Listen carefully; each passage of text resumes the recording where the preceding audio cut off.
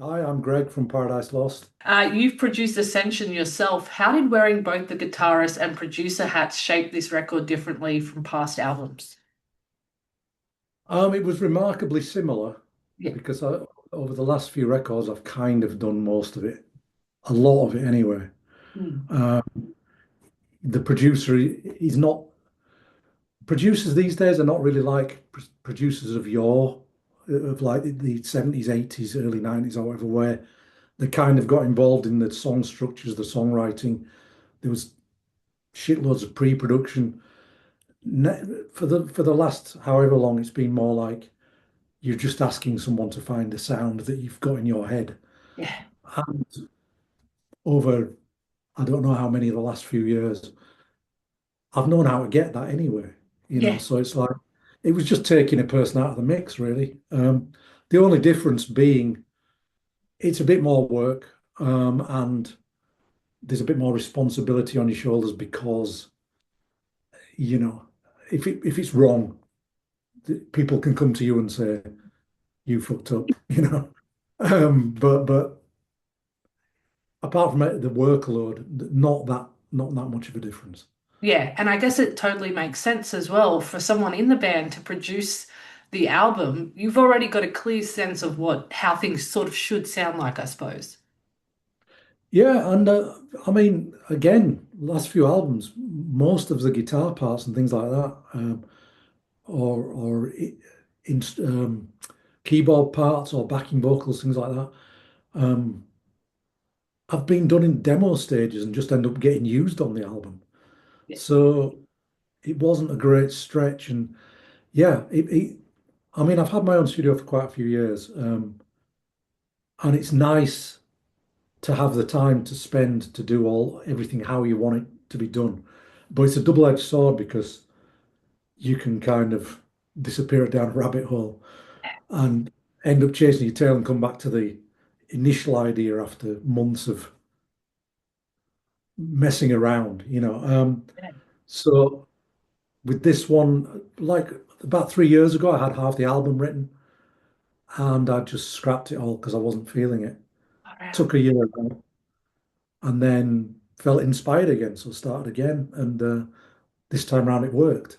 Yeah. But you can't force it. I mean, all these production tools that have cropped up in the last 20 years or whatever, um, they're still only as good as whatever you put in it.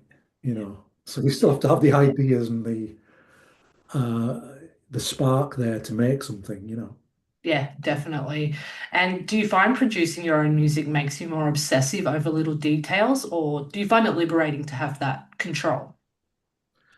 Um, well, a few years ago, I would have said it was liberating because it took a lot of the financial sting out of recording. You only had to go into the studio to record your drums, Yeah, maybe, a nice big drum room or something. Rest of it you can do at home. So in that respect, yes.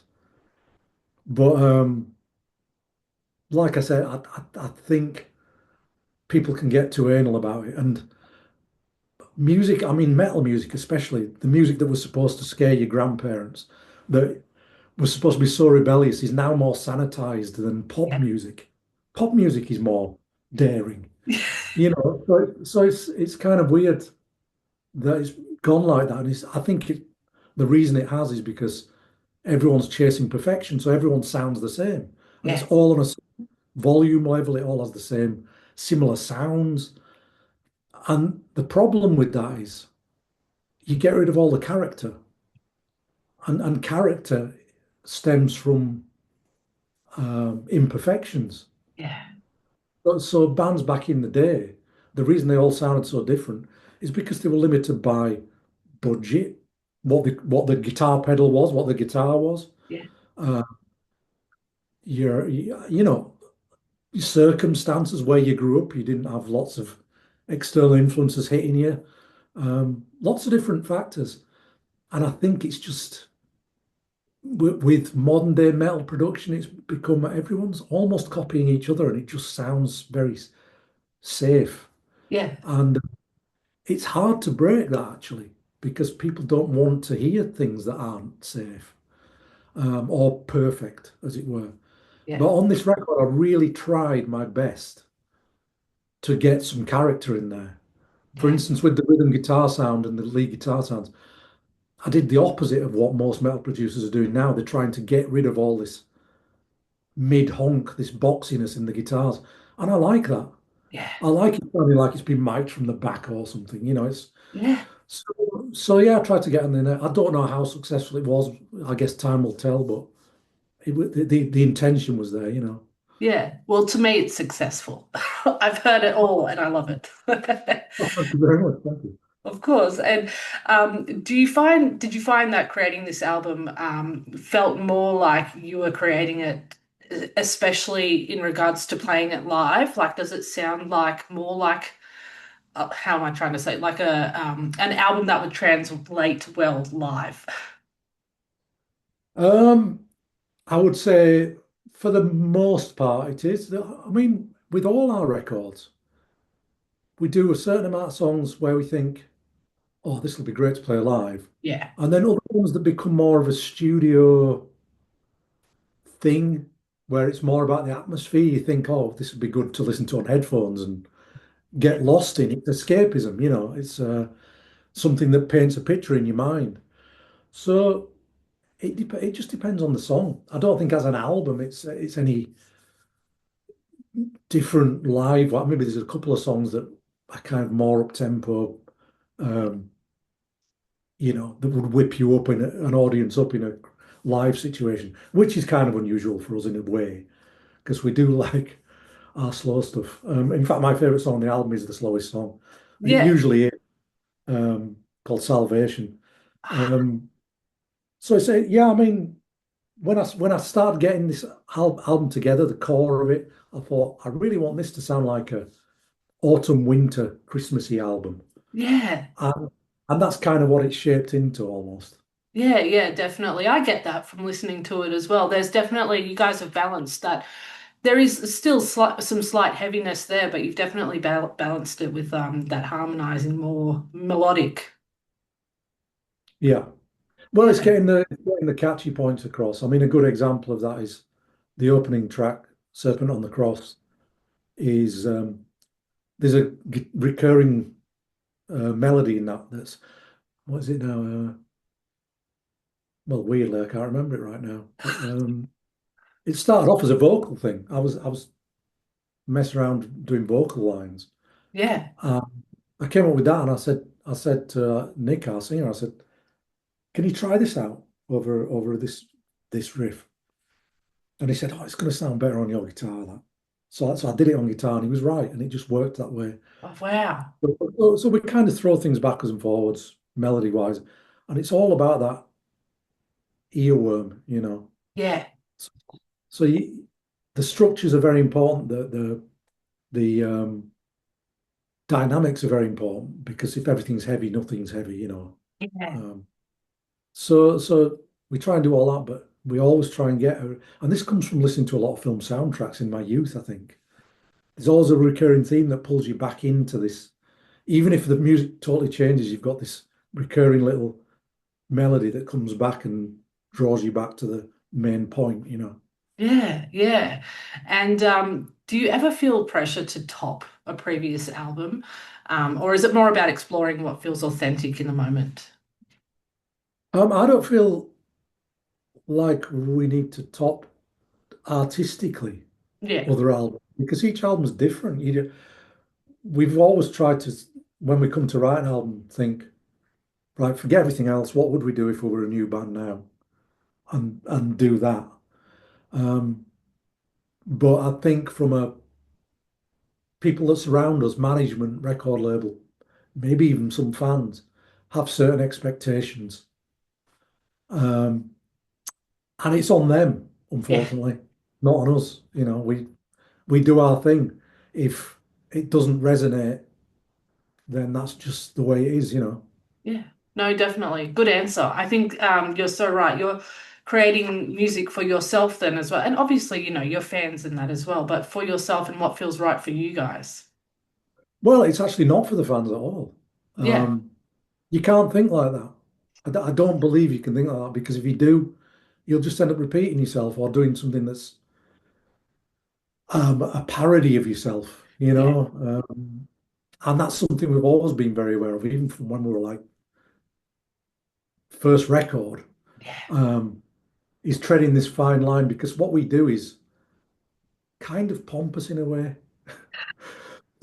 So we've always had this line where we said weep openly at the sheer pomposity, and it's mournful and bombastic, which is good, Yeah. but there's a fine line into cheese and parody, Yeah. which we're more aware of than anyone, any listener. I We're see. like, we do it to the nth degree. We're like, is this crossing the line? Are we Yeah. going into territory? Get rid of it, So yeah, so that's one of our things. Yeah. Yeah. And your lead guitar work, especially on tracks like Tyrant's Serenade, always carries so much emotional weight. Do these melodies come intuitively or through experimentation? Kind of a bit of both. Mm. Um, it's usually just messing around, so experimentation. Yeah. But then I know what feeling I'm trying to evoke, and if it doesn't do that for me, Yeah. then it's not doing it yet. I still have to work on it till it's doing the thing that I wanted it to. And like I say, some start out as just humming a tune along. You hear a bit of music, you hum along to it. It's like, that would make a good lead line. Or, sometimes the lead line actually comes first. And Yeah. then you think, oh, what will go over that? Um, yeah, I'm not really into widdly widdly stuff. So it's always been about less is more. Yeah. Um, and again, that's down to the listener whether it is successful or resonates or not. Was there anything you guys scrapped that you now think back on and go, oh, maybe we could have made that work? No, no, we're actually that's one of the things that we're good at Yeah. is getting rid of the The crowd. chaff. So, for instance, I mean, it's 5 years since the previous record to this Yeah. record. It's quite a long time. But about 3 years ago, I had half of it written, Yeah. and it just wasn't sitting well with me. I kept trying different iterations of these songs. I had about 6 songs, and it just wasn't sitting. I was driving myself insane with it. Yeah. I just said, look, I'm just going to scrap it all. And I scrapped it and deleted the whole lot so that I could never use it again because it was doing my head in. Yeah. And then I took a year out from writing completely because I wasn't inspired. And then we did a re-recording of an older album, this Icon 30 thing, which was 30 years since one of our records. And it kind of put me in a different headspace. And I felt all inspired again. And then it was just like bang, bang, bang over autumn and winter last year, all came thick and fast. Interesting. So it really was that was like a physical thing that gave you inspiration at that time. Because I was going to ask, what made you suddenly have that inspiration back? Yeah, it was. I don't know. I can't say it's all that, Mm. but I know that it definitely tripped something in me and gave me a clearer idea of what I wanted to do. Um, and also with the whole package, the artwork, the title, the what the songs are about. We kind of went right back to brass tacks, which is the name of Paradise Lost, came from the book. Yeah. What the theme of the book, the religious iconography, the striving for enlightenment or ascension or whatever, the struggle. And the whole thing is kind of centered around that. Yeah, definitely. I like that you mentioned the album art there as well. It's incredible. Can you tell us a little bit more about that? Yeah, well, it's a painting that I liked for quite a while. I think I've got a print of it on my wall actually. Well, I can show you. It's beautiful. It's in this Yes. room. It's in this room. Oh, there it is. Oh my Yeah. gosh. So Beautiful. I loved it. I loved this piece of artwork. And when we were decided on Ascension as a title, that kind of sprung to mind, but I know that the painting isn't about that. It's called The Court of Death by George Frederick Watts, who was a Victorian painter. Yeah. And I just said, I looked at the painting and I was listening to some of the demos that I did, and I thought, this actually really fits because Yeah. the central figure looks really calm, like they've achieved this enlightenment. And the figures around look kind of full of grief or in turmoil.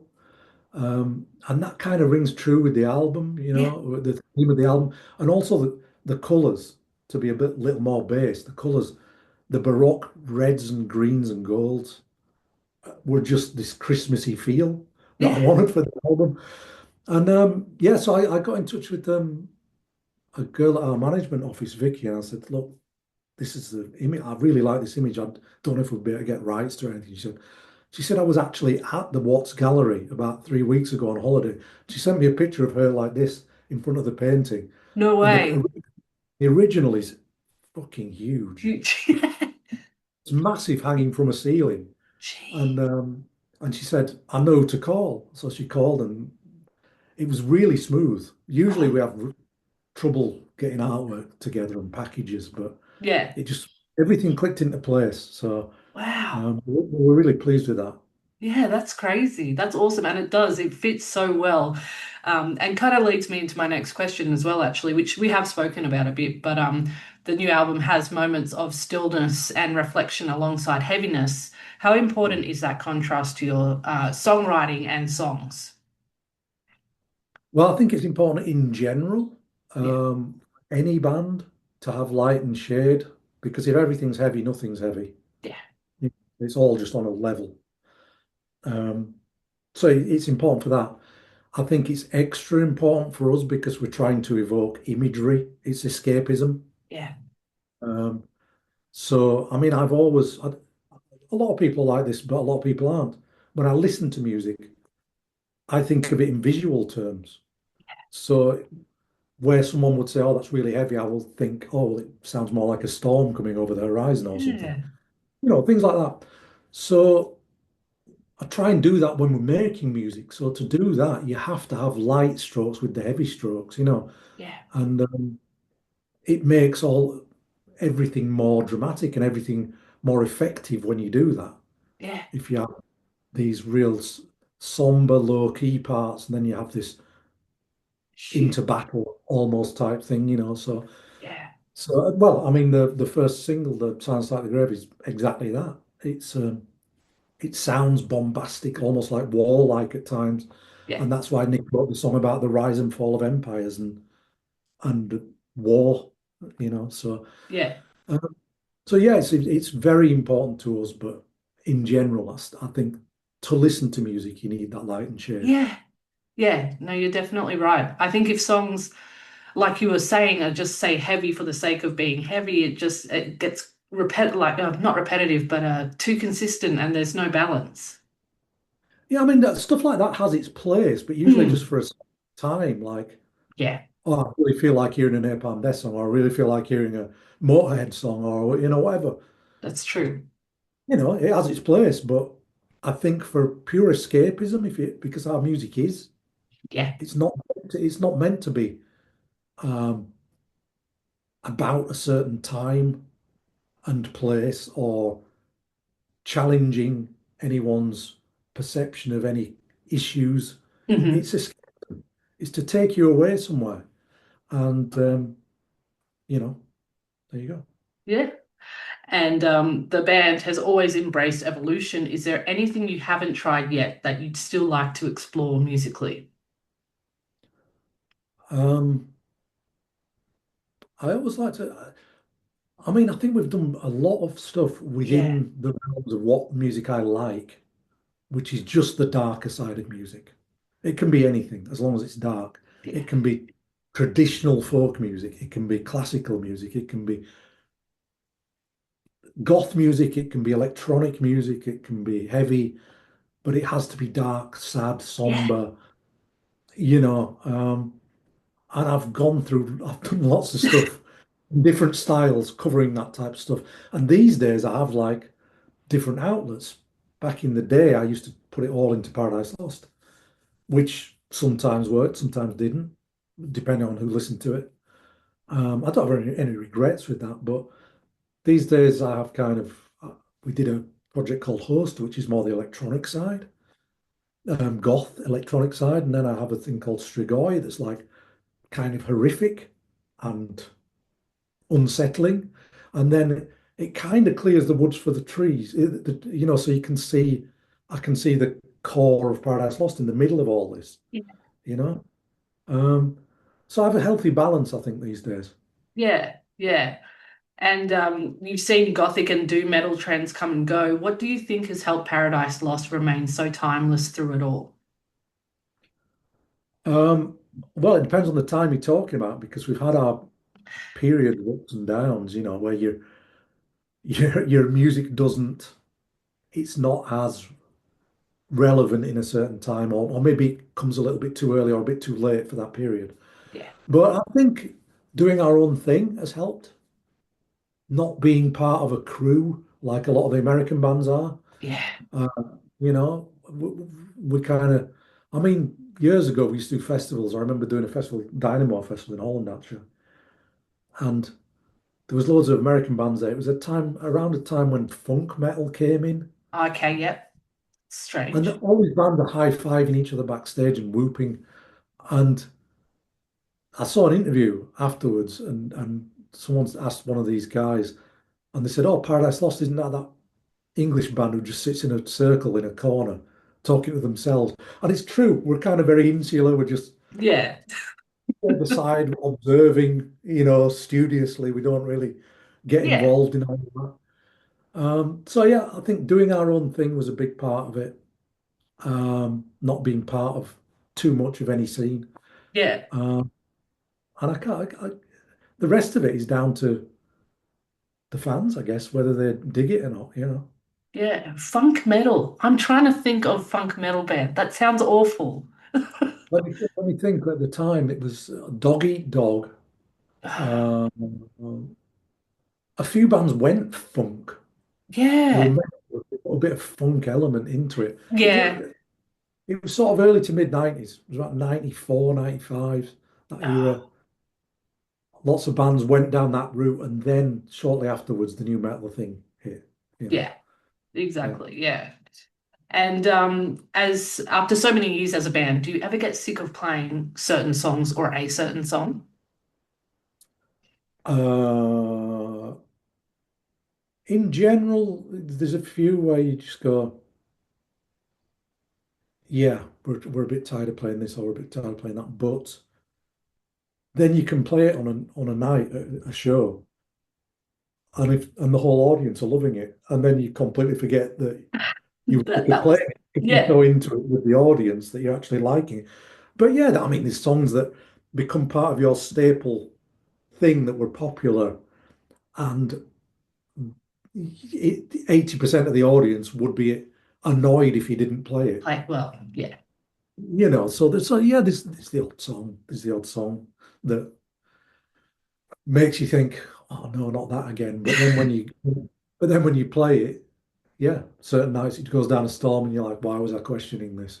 yeah, yeah. Oh, nice, nice to know that you can have a different perspective or take on a song, even if you thought you're sick of it, and then you play it, and as you said, the crowd loves it, and you're like, oh, okay, maybe I don't hate it anymore.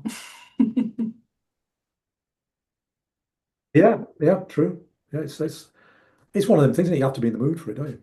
Yeah, yeah. And what's the coolest or weirdest thing a fan has ever given you? Oh, there's been quite a few. I mean, I remember Nick getting a painting, and he was a really good painter, and they'd done a painting of him, Oh, but it was like an old master. They'd done an amazing job, and it was in our rehearsal room for years. wow. And then it disappeared, so someone stole it. Oh, But my weirdest is not something they'd given me, but it was a tattoo, and that I was at a festival somewhere, and I was just walking around the audience, and I was standing talking to someone, and they sort of looked over my shoulder and went like that, look at this, and I turned around, and a girl had, I don't like the phrase, but it's the tramp stamp yeah, tattoo. yeah. the landing pad, you Yes. know.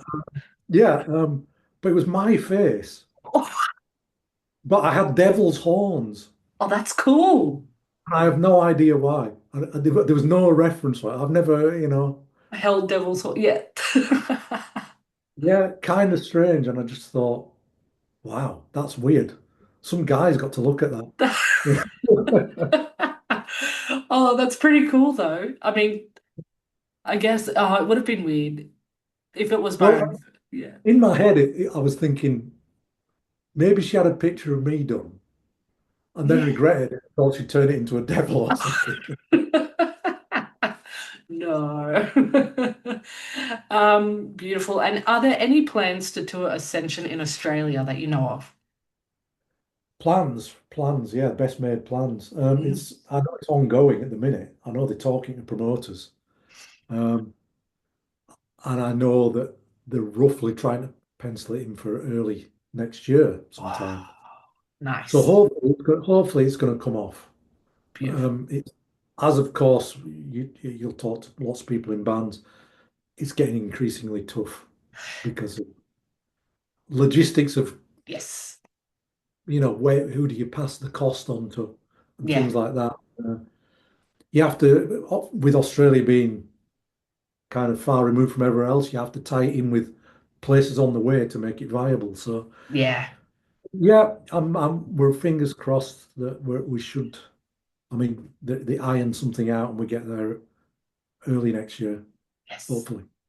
Hope so. That'd be awesome. And is there a memory from your past time touring here, that sticks out to you?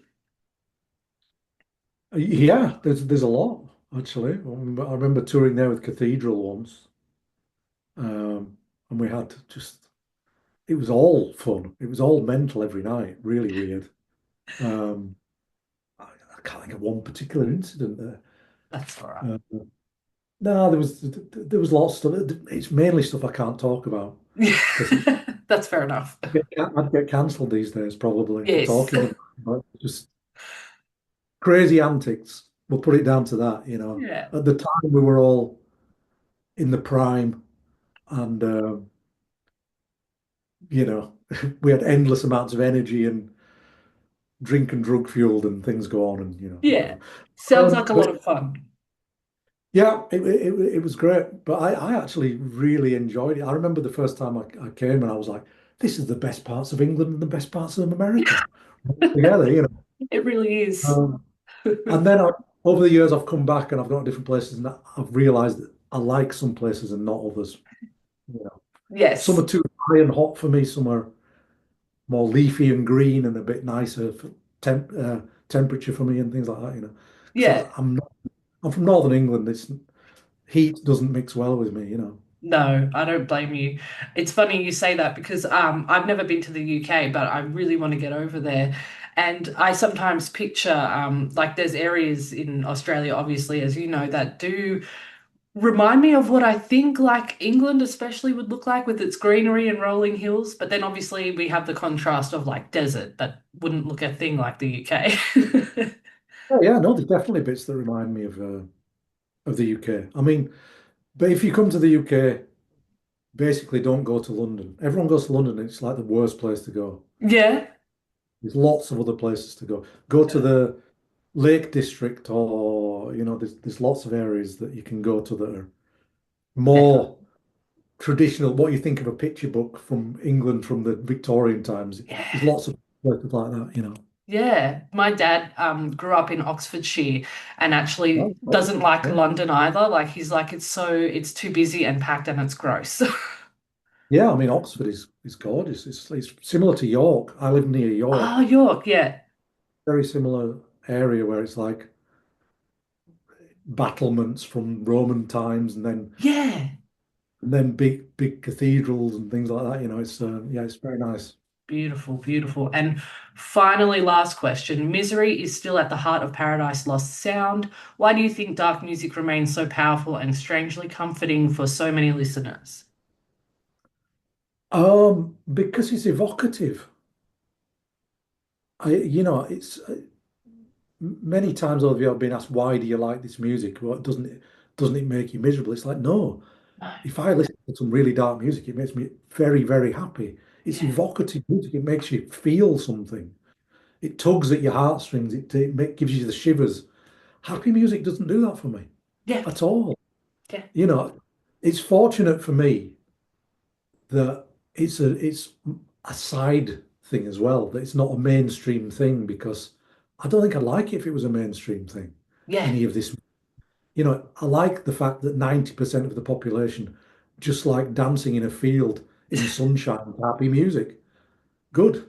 Get rid of them. I can corner over here with all the dark stuff. So Yeah. yeah, I think it's because it's evocative and certain people are drawn to that. Yeah. Yeah, no, I definitely agree. I'd much rather listen to like the heavier, darker stuff from like The Cure. They've got happier stuff too, but I like their darker stuff rather than anything pop that most people like these days. So yeah, We were I talking about that the other day in an airport. I can't remember what I was talking to her about. Oh, our drummer Jeff. He yeah. was saying he'd been to see The Cure recently, and he said, "I'm not really into The Cure, but I thought it was an amazing show." He said, "I really liked that early stuff," and I said, Yes. "Yeah, the early stuff is great." And he said, Yeah. "You heard the new album?" I said, "No." He said, "The new album is great." He said, "It's more like the early stuff." Older. Yeah, Awesome. so I didn't like the happy stuff, but that's what made him popular, I guess, the happy Yes. stuff. Yeah. No, definitely. Oh, Gregor, I could talk to you forever. It's been a pleasure. Thank you so much. We love Ascension. We can't wait to hopefully see you here soon. Great stuff. Yeah, thanks.